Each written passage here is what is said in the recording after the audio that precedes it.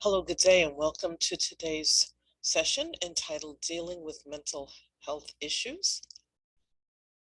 This is a presentation delivered to you on behalf of Anthem, which is your employee assistance program. My name is Teresa Francois, and I will be your host for this session. We're talking about mental health issues because it has been an interesting 2 years. We've all been at some point in a place of fear, anxiety, depression. So we're talking about, and notice the word here. You'll see mental illness as we go through, but we're coming from a place now of mental health, right? The same way, that we look at our physical health, we're looking at our mental health and trying to maintain it, right? And to help those around us maintain their mental health. So our colleagues, our friends, our family members. And this is something that we all need to be conscious of and cognizant of. So we're going to spend some time going through what some different mental illnesses are and how we can best help ourselves and to help those around us. Right? And you'll see as we start to list the different mental health challenges, they're on a continuum or a spectrum, if you will. Right? So when you see already major depression, right, we may feel mildly depressed. Again, with what's been going on the last 2 years in terms of the pandemic, in terms of the war in Ukraine, there are things that make us sad. There are things that depress us. And by the way, I want to take a minute here, speaking of things that make us sad, and I want to say that if anyone has lost someone in the last 2 years, either from COVID or some other illness, please accept my condolences and be patient with yourself. Be compassionate with yourself because grief is its own animal. Grief can really, the stages of grief, right? We don't check them off. We did that one. They're not linear. Grief can circle back around and take us to a depressed place. So if you're in that world, please be patient with yourself. So again, we can be mildly depressed, something that makes us sad, or a major depression to where I cannot function. I cannot get out of bed in the morning. I cannot go through my daily activities. And this is where all of these, these mental health challenges occur on a spectrum. But when we are at the far end of the spectrum, or someone that we are close to is on the far end of the spectrum, we need some type of help or intervention, right? An anxiety disorder. We can be anxious because we're going for our annual review.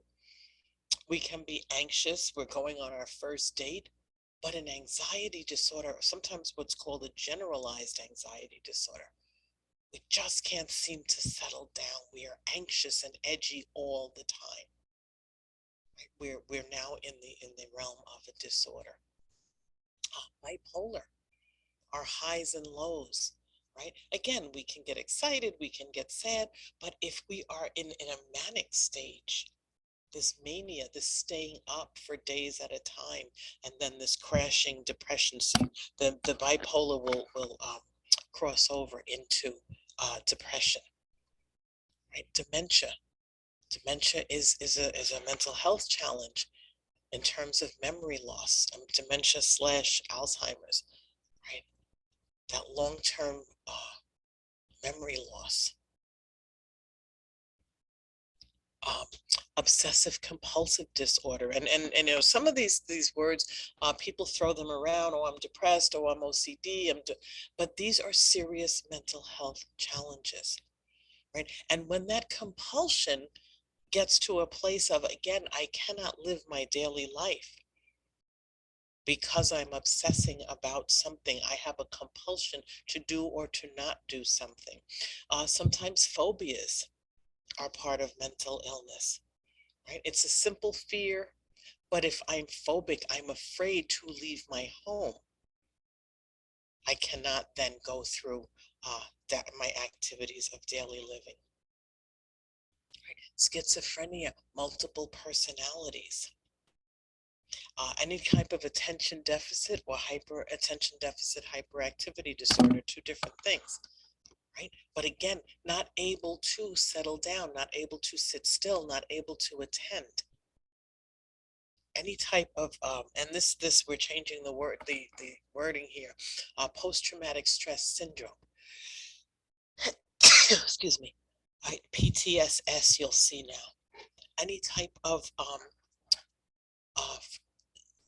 a trauma, and some experts have been saying we're all going to experience some type of traumatic stress disorder because the pandemic has been a trauma for all of us, right? Postpartum depression, that's given birth and is having difficulties with, again, a major depressive episode, an episode where she may want to harm herself or her child, or there's a detachment from the child. And autism, shows up on a spectrum. People who are able to hold a job and function, and anything in the middle, and then people who are not able to hold a job in any of these disorders. People who, because the disorder is that severe, they are unable to function in society and may have to be institutionalized. So we want to look for what some of the signs are that there may be something going on. There may be one of these mental health challenges going on. So right away, confused thinking, right? We think about dementia, right? Or schizophrenia. I'm not sure who I am. I'm not sure where I am. So I have confused thinking, prolonged depression. That's that major depression, and prolonged, and there are numbers when you look at diagnosing depression. How long has this gone on? Right? As I said, a mom with postpartum depression, right? The baby blues, we used to call it, and it was not treated as an actual illness, but it is. How long, is this continuing? Those extreme highs and lows, again, those are the manic, the mania, and the depression. And look at those words: prolonged, extreme, excessive. It's not just your run of the mill. This is serious. It is impeding anything else I try to do in life. Excessive fears, those are those phobias. It's not just I'm a little afraid. And some of these excessive fears, this phobia, this agoraphobia, this fear of going out, can is compounded with social withdrawal. See, and in the last 2 years, some of this became very muddy because we were socially distant. I heard a psychologist say he wished we had never used the term social distancing. He wished we had said physical distance. That's 6 feet, right? That social distancing compounded it. So if I have an excessive fear of going out, if I have a social fear, I have social anxiety, right? I don't want to be among people. There's a sign that something else might be going on.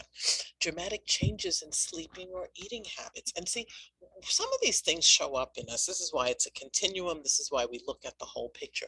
Some of these things show up in us when we're stressed. Right? Think about for yourself when you're stressed. And it always affects, our stress affects our eating and our sleeping. So, and we tend to fall in one of two camps, one of the two extremes. So think for yourself, are you in terms of sleeping, are you in the, I'm so upset I can't fall asleep?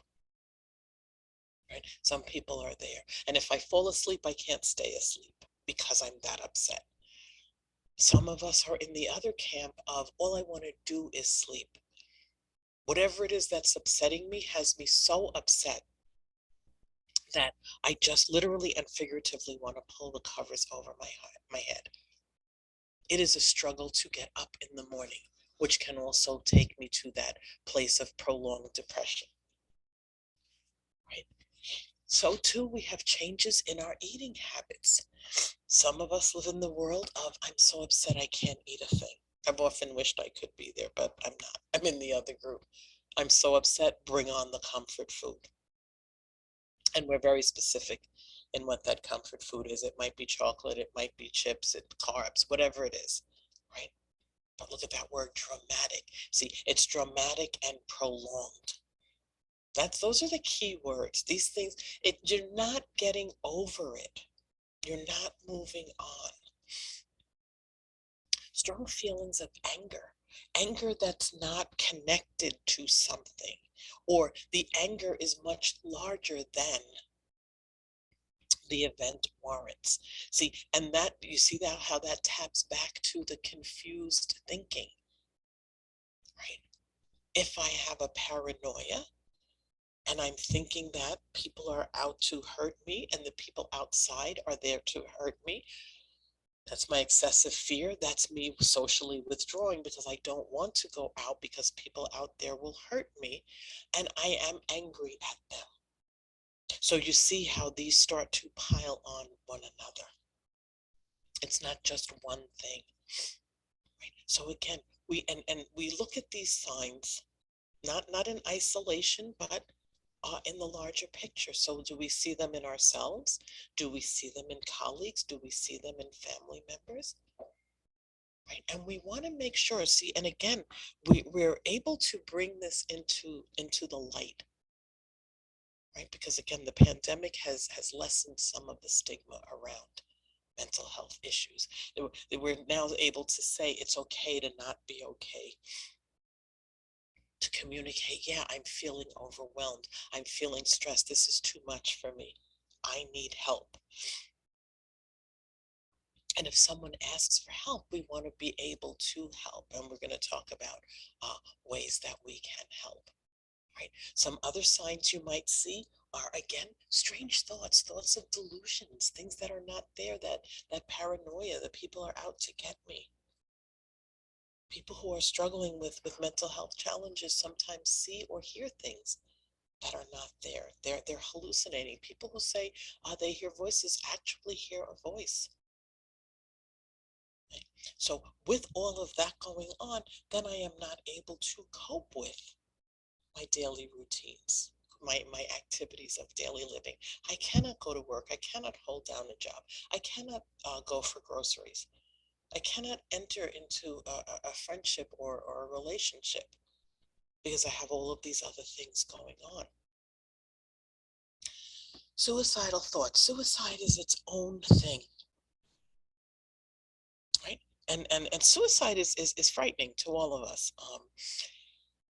But it's something that's very real, and we want to make sure that it's addressed and it's dealt with. See, we don't like to deal with it. We don't like to talk about it, but we need to communicate. And again, we'll dig deeper into this, but suicidal thoughts where people are afraid to ask. Remember, I said we have to communicate. So we need to ask that question. See, the myth is if I ask someone if they're thinking of killing themselves, I'm planting the idea. Not true. People who are planning to harm themselves or others, they already have the idea. We want to ask if they have a plan. Right? We're not giving them the idea. And there's something, I'm not sure, I may be quoting it wrong. I believe it's called Out of the Dark. It's a walk for suicide prevention. You can check it out. But that whole idea of bringing these mental health challenges out of the dark. See, and a lot of times in years past, we didn't talk about these things because of the stigma, because of cultural reasons. We don't go for therapy. That's for other people. We don't air our dirty laundry. So people suffered needlessly with mental health challenges that could be helped either with medicine or talk therapy or a combination of both. Right. So that's a great thing that the pandemic has given us. I know it's been tough, but it's a great thing that the pandemic has given us is the idea that we can talk about this. We can say it's okay to not be okay. Anytime people are struggling with something, you may see an increased substance abuse, legal or illegal, whether it's alcohol, drugs, prescription drugs, illegal drugs. Right? It's a way to escape whatever it is that I have going on, whatever it is that's upsetting me. And then sometimes it shows up in the form of unexplained physical ailments. People feel physical pain and they go to doctor after doctor and they're doing all kinds of tests and they're not coming up with anything physically wrong. It's part of whatever's going on mentally for them. So how do we deal with mental illness? Why do we even talk about mental health challenges? Because when there is a mental health challenge, it affects not only the person with the challenge, but it affects everyone around them. So if it's my colleague, it affects the workplace. If it's my family member, it affects the family. If it's my friend, it affects our friend group. Right? And we're going to talk about how we can help, because there are things that you can do to make way for the person to live a better, more productive life.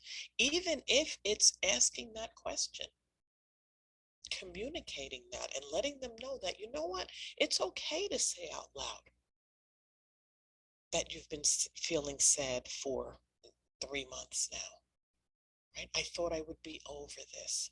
Speaking of being over things, I want to mention grief here for a moment. And if anyone, if you're listening and you've had you've lost someone in the last 2 years, either from COVID or some other illness, please accept my condolences and be patient with yourself. Be compassionate with yourself. Grief is its own animal. Grief can take us to a place of depression, to a place of feeling that I won't ever get over this. I can't get out from under this. Right? And especially, it's tough to lose a loved one at any time. To have lost them in the last 2 years during a pandemic has been much tougher, because we didn't get to go through the rituals that we would have around death and dying. So no wakes, no funerals, no sitting Shiva, no going to the repast after, where we talk about and celebrate the person's life. Right? So there's no closure. There's a gaping wound there. And we're carrying that with us. We may be carrying the depression or the loss. So make sure that if there is some grieving going on, that you're reaching out. And there are support groups, and we'll talk about them again, but there are support groups for pretty much everything that's going on in anyone's life. And the good thing again about the pandemic is that most, if not all, support groups went virtual. So I can tap into a support group anywhere in the world if I want. I just got to watch the time change. But I can tap into this group in this city gets me. I'm going to attend that group. See, and when we're talking to people about ways that they can get help, that's what we want to do. We want to make sure that they understand that asking for help is a sign of strength, not a sign of weakness. And see, if we're talking about our colleagues, we know who's on our team. So we know who they would reach out to. So if they belong to a faith-based community and they seem to be struggling, we can say to them, did you reach out to your pastor or your rabbi or your imam? See, sometimes, and this is true of the employee assistance program, sometimes people are a little leery. They don't want to reach out at work because they feel they'll be ostracized or there'll be repercussions. So you can make some other suggestions. Right? We want to let people know that we're there to help.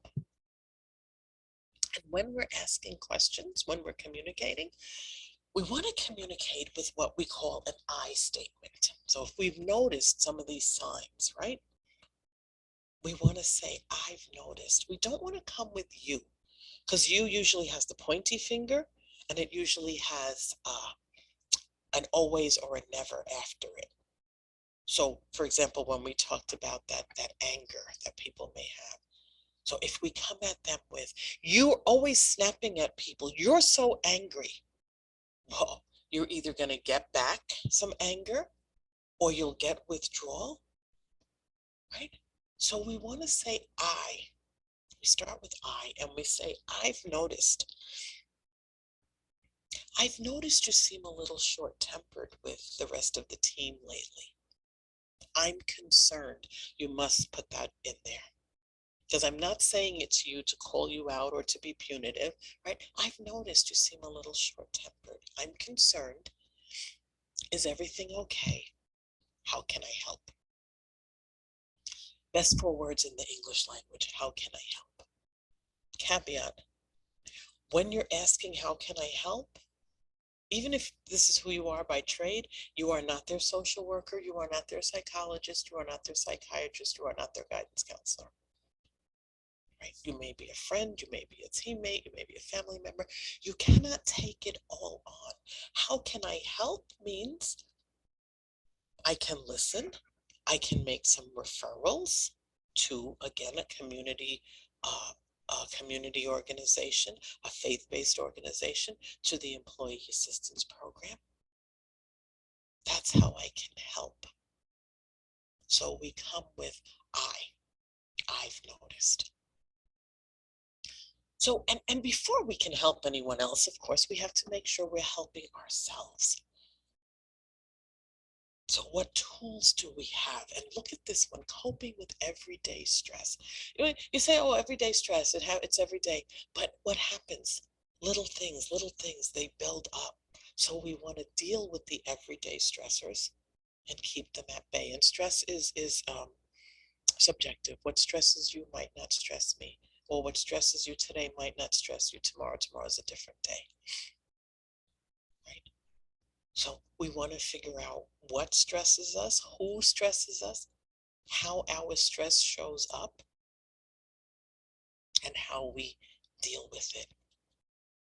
We also want to make sure we're communicating and we're finding support for ourselves and for others and maintaining a healthy work-life balance. So how do we cope with this everyday stress? And again, this is subjective, what works for you, right?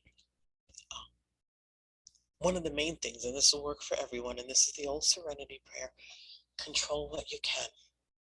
The other stuff you have to let go. Because besides, who's the only person in this world we can control? Ourselves. We can't control what someone else is going to do or not do. So we control what we can, we let go of everything else. It says ignore negativity. I don't say ignore. I liken negative thoughts to the bug on the windshield. When you're driving, right, long road trip, the bug comes on, bug, get the washer fluid, wipers, wipe it away. I recognize it, I notice it, now it's got to go. If you have a negative thought, acknowledge it. Let's move on. Let's focus on the positive things, coming from a place of gratitude, coming from a place of what's good about this, right? You also want to maintain your sense of humor. Not everything is funny, but some things cross over from what's good to what's fun or what's funny about this. It seemed stressful at the time, but later on, I was able to laugh at it. Right? Just making sure when we are using humor, we're laughing with, we're never laughing at someone.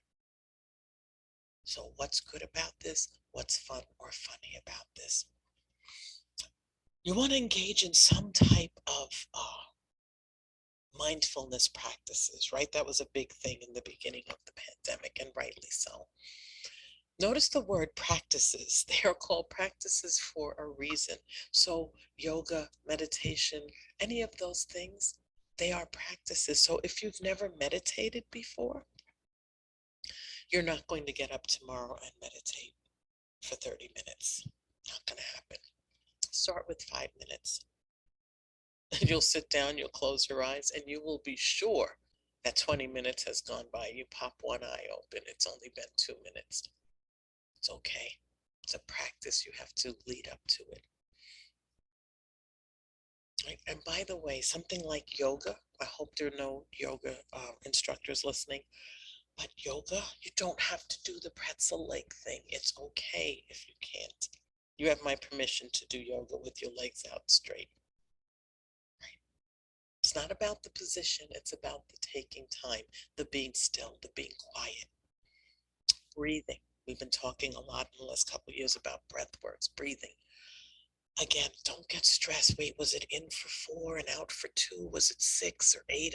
Now we're stressed about the breathing. Just breathe and breathe wherever you are. You can breathe in your car. You probably have to breathe in your car when you're stuck on the highway. Breathe in the grocery store. You probably have to breathe in the grocery store when the person in front of you on 10 or less has 50 items. Breathe, keep it in perspective. See, because we talk about wanting to help and we can't help it. I remember back in the day when we only wore masks if we were on, we were a healthcare professional, or when we were on the plane, we talked about the oxygen mask. Hence, we have that phrase, put your mask on first. We need to do that. Put our mask on first. You cannot give from an empty cup. So I cannot help anyone else maintain their mental health if my mental health is suffering. Right? So, and we talked about our eating and our sleeping a minute ago. So, as best you can, make sure you are eating well, make sure you're getting a balanced diet. Make sure you're getting enough sleep, and enough again is subjective. The experts recommend 7 to 9 hours. Some people get 5 and they're on top of the world. Some people get 10 and it's still not enough. Right? Find your balance. Everything in moderation and in balance. And speaking of moderation, it says avoid alcohol and drugs. Moderation, the alcohol. Some people like a glass of wine to relax. Right? You don't want to engage in any type of addictive behavior, alcohol, drugs, smoking, gambling, something that I think is going to numb me or take away these sad feelings I have, these depressive feelings that I have, these anxious feelings that I have. It's not going to end well. It's going to take us further down a path that makes us feel worse about ourselves. Make sure you're getting some kind of exercise. Choose the exercise you like. Right? If you hate the treadmill, don't go on the treadmill. Walk outside. I had a chiropractor many years ago. He used to say, there's no such thing as bad weather, only bad clothing. I don't know if I always agreed with him, but walk outside, walk with a friend. See, combine activities that you enjoy. You want to spend time with your kids, go bike riding with your kids. They talk now about 30 minutes of some type of physical activity, and it doesn't have to be one whole chunk of 30 minutes. It can be 3 10-minute intervals, right? Especially when we're trying to get up and move from our computers. So, and when we talk about coping with stress, we talk about stress management or stress reduction. We never say stress eradication, stress disappearance, stress never come back. Stress happens. Right? If we're not stressed, we're not living. There's good stress too, right? You know that. Good stress and bad stress. But we can't stay in a state of constant stress. It ebbs and flows. And what we've been in is chronic stress. Right? It's gone on too long for us. So we want to make sure we are communicating. Right? So if we're asking someone, how can we help? We want to make sure we know what to say and what not to say. So we want to come from a place of empathy and understanding, right? So what do we want to say? We want to say and we want to show. We want to let the person know that regardless of what's going on, I love you. I love you unconditionally. See, because of the stigma with mental illness, and if we treat it with the illness model, um, if someone has cancer or some other physical illness, we don't shun them, but mental illness, because of the stigma, shun, we don't talk about, we whisper, right? And people don't get help. So the way we say, someone has cancer, cancer is not them, they just are a person, a being with cancer. So too, they are not depression. They are not anxiety. They are a person who I love who is experiencing depression, anxiety, post-traumatic stress. Right? So we say and we show that I care for you. You're still my brother. You're still my cousin. You're still my friend. You're still my colleague. And we focus on the positive things about them. And we let them know that they are not alone in whatever it is that they are struggling with or challenged with. I'm not going to leave you. I'm not going to not be your friend. I'm not going to unfriend you. I'm not going to not be your sister. Right? You're important to me. And we can say these words. We can outright say it. I'm sorry that you're in pain, because what they're feeling may be emotional pain, mental pain. And again, remember we talked about the unexplained physical pain. I'm sorry you're experiencing this pain. Right? How can I help? See, sometimes we're not sure when to intervene. How long should we let it go on? And that too is subjective. And know this, and this is true of suicide. Sometimes we feel that if someone does succeed in committing suicide, we feel guilty. I should have seen the signs. I should have done more. We did the best we could.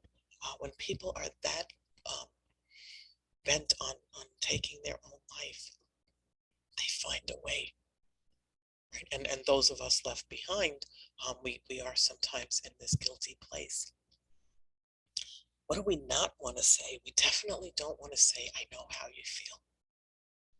No one knows how someone else feels. Even in support groups, you can kind of get an idea. We share some of the same struggles in this group. That's why we're here.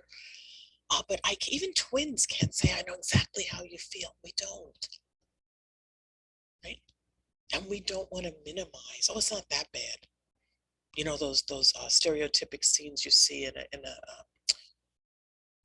movie or on TV. Someone's depressed, they're in their room, and some well-meaning person will come in and open the drapes, open the curtains. Come on, it's a beautiful day out. Stop feeling sorry for yourself and let the sun in. If you got up, you would feel better. If only.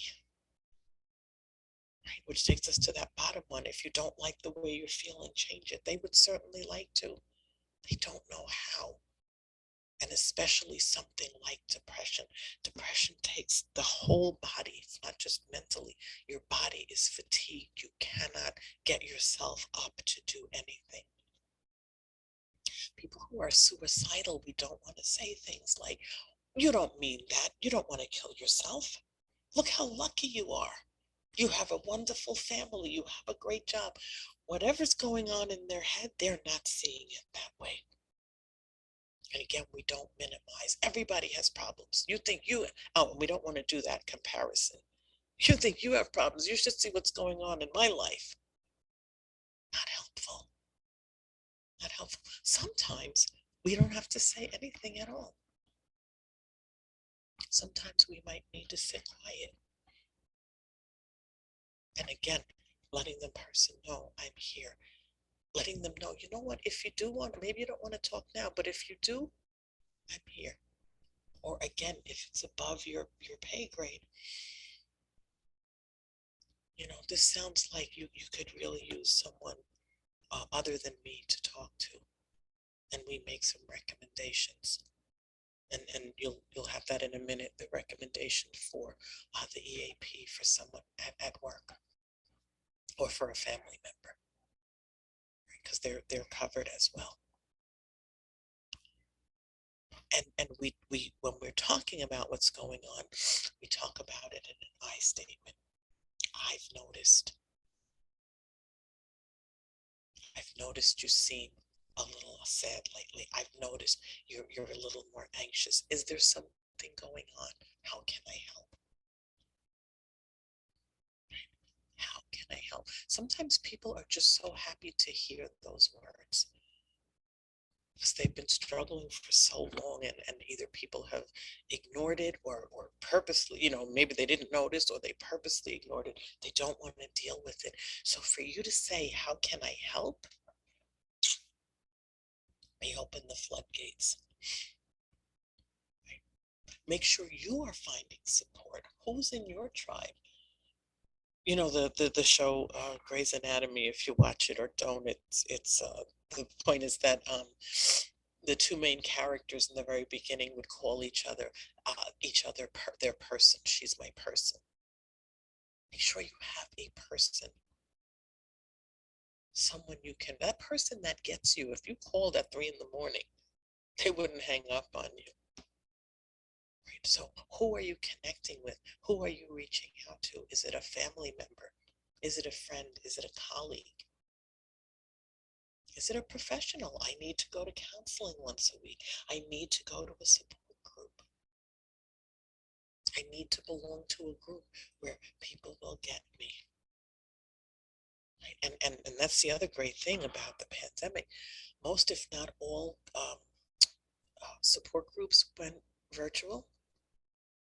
Counseling was all done virtually and still is presently. Telephonic visits with or without camera, whatever your comfort level is. So don't be afraid. It is a sign of strength, not a sign of weakness, when we reach out for help. And people need to know that. Right? We have to overcome, we have to put away that stigma of, oh, we don't talk about it, we don't air our dirty laundry. Sometimes I said it's cultural, sometimes it's stereotypic. Sometimes men have a harder time reaching out for counseling. Men are supposed to be strong, right? They're supposed to be able to handle everything. Sometimes it's birth order, right? There's lots of reasons why we don't go. You're the oldest, you're the one, you hold everything together. Well, sometimes, you know what? I can't hold it together. And it's okay for me to say that out loud, that I can't hold this together. Again, you're not going to be able to take care of anyone else unless you're taking care of yourself. Right? Limiting your screen time, and that means any screens. That means your phone screen, your computer screen, where you're taking in things from social media. Like that doom scrolling you're taking in, it's all negative. We're watching the news, yes, we need to be informed, but we don't want to be in a place of this is all bad all the time. Right? The ability to step away, and this work-life balance got a little muddy when work was home as work was home. Right? And again, don't let technology is great. It's the reason we were all able to pivot for as long as we did, right? But we want to use technology, we don't want to become a slave to it. So turn off the work-related notifications if you can. Sometimes we can't. Right? And be careful of that. I'm just going to check one more email, and an hour and a half has gone by. Right? You got sucked into something else. Make sure you're using your vacation days, your sick days. There's a thing. We wear it as a badge of honor, right? Oh, I didn't take any of my sick days. Oh, and what happens in some places they're use them or lose them, right? So you have all these days carried over. So we think, and we don't take them for a lot of reasons. Sometimes we don't want to look like we're not a team player. We don't want people giving us the side eye. Oh, she's out again. How come she's always out? Right? Take those mental health. That's why we call them mental health days. Take those mental health days. Take those vacation days, and vacate. Do something. Right? We have staycations. We have all kinds of things now. But take the time away to do something for yourself, and doesn't have to be as large as a vacation. Do something for yourself every day, something small. You see her on the couch with her cup of tea. Make yourself a cup of tea, listen to some quiet music, spend some time walking, whatever works for you. I tell people, and this is probably heresy, but I tell people to write their time for themselves. Write it on your calendar in Sharpie. It means it's not erasable, it's non-negotiable. Right? Because what do? We're taking care of everyone else. So yeah, I won't go to get my nails done. I won't go for the massage. I can put it off. No, we have so many pressures, so many things coming at us. We need to take that time for ourselves, especially if we want to be there for someone else, and especially if we are living with or have a family member who has challenges that we need to help get through. We want to make sure we recognize what our stress looks like. Looks different for different people. Some of these are universal. And as you're looking at this list, think about how your stress shows up. Is it that front of the head headache, that tension headache? Do you have low energy? Again, it's too much for me. I can't go forward. Some of us are stomach reactors. We have the nauseousness. I can't eat. I can't keep food down. I'm so stressed out, right? Which we talked about earlier, the eating and the sleeping. The tense muscles. And see, some of these things, the tense muscles, sometimes we don't recognize it in ourselves. Other people recognize it in us. We're walking around like this. And someone says, oh my gosh, relax. We don't notice because that's our normal way of walking because we are in a constant state of stress. Right? Find some meditation, find some relaxation for yourself. And again, we talked about the insomnia, the not being able to sleep. Again, when we are stressed, it shows up in pain. We have the lower back, we have the shoulders, right? And you know how it shows up for you. So recognize when that stress is coming and find ways to alleviate it. And these are some mental health statistics, and I'm not sure when these numbers came out.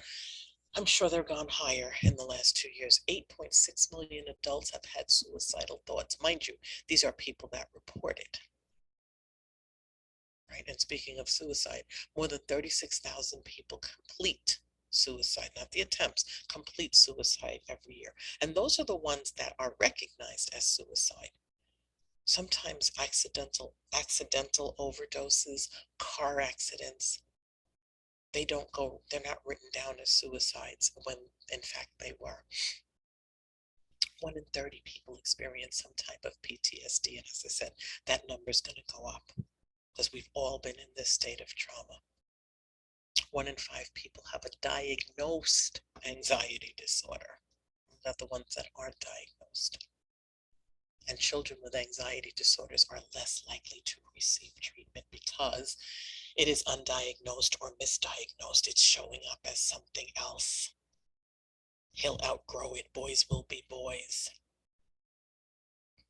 It's attention deficit. They're on the spectrum, whatever we're saying, but there may be an anxiety disorder underlying it. And again, because we are bringing these things out in the open, we can have the conversation and people can start. Children, adolescents, watch your adolescents, watch your teens. A lot of anxiety there. And their teenage years, we talk about teenage angst, right? There's usually anxiety there to begin with, and the way they've had to operate in the last 2 years, lots of fear and anxiety and depression. So definitely keep an eye there. These are when we're asking how can I help, these are some very helpful resources. This SAMHSA is a great group, Substance Abuse and Mental Health Services Administration, samhsa.gov. They offer free trainings if you want to delve deeper into areas of mental health. Right? They offer free trainings about suicide prevention, substance abuse. It's a great website to take a look at. The National Suicide Prevention Hotline, it is an 800 number, but when you or someone calls, it is routed to the local center. So it is 800-273-8255, and the website is suicidepreventionlifeline.org. And again, there are local centers where it is routed to. The National Institute of Mental Health, the NAMI is a great organization, a National Alliance for the Mentally Ill. Okay, lots of talk and things, lots of advocacy in terms of getting laws changed and thus and such. And then the American Psychiatric Association and the American Academy of Child and Adolescent Psychiatry. Again, it's sometimes hard to see those words, child and psychiatry, in the same sentence, but it's there. and kids need to be heard, and families need to have resources.